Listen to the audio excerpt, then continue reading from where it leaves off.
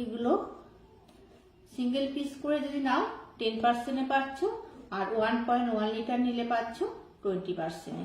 আর এটা যদি সিঙ্গেল এক পিস নাও তাহলে 10%, আর 1.1 লিটার নিল পাচ্ছ তোমার 20%-এ।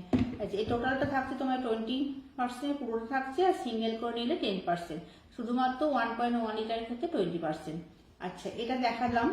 এটার মধ্যে আমি আরেকটু বলে দিই, এই ধরনের জিনিসগুলোর মধ্যে না আমরা 12 মাস মাছ মাংস রাখতে পারি। এছাড়াও ধরো আমাদের ফ্রিজের মধ্যে বিভিন্ন রকম সবজি কেটে রাখতে পারি, বা রান্নার সবজি রাখতে পারি, মানে রান্নার পরে সবজি রাখতে পারছি, তরকারি যেগুলো হয়ে যায় সেগুলো রাখতে পারি। কেন বলতো, পুরো স্মেল থাকে না, তো কোনো রকম স্মেল থাকে না। এটা এয়ারটাইট, ওয়াটারটাইট, লিকুইড টাইট, ফ্রিজটা খুব সুন্দর থাকে, আমাদের বারবার ক্লিন করার প্রয়োজন হয় না। আচ্ছা, এবার দেখো এখানে দেখাচ্ছি। আজকের লাইভটা কিন্তু প্রত্যেকে দেখবে, একটা ধামাকা লাইভ হচ্ছে।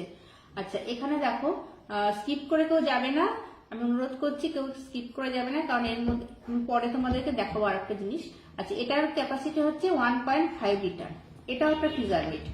আচ্ছা, এর মধ্যে আমরা একইভাবে মাছ মাংস স্টোর করতে পারি। এবার যারা ধরো পুরো 1 বছরের জন্য মটরশুঁটি আমরা স্টোর করছি, প্রত্যেকে পরিমাণ মতো করতে পারছি। এবার ধরো কেউ বেশি করে করে রাখতে পারছো, তাহলে তার জন্য এটাকে ইউজ করতে পারো।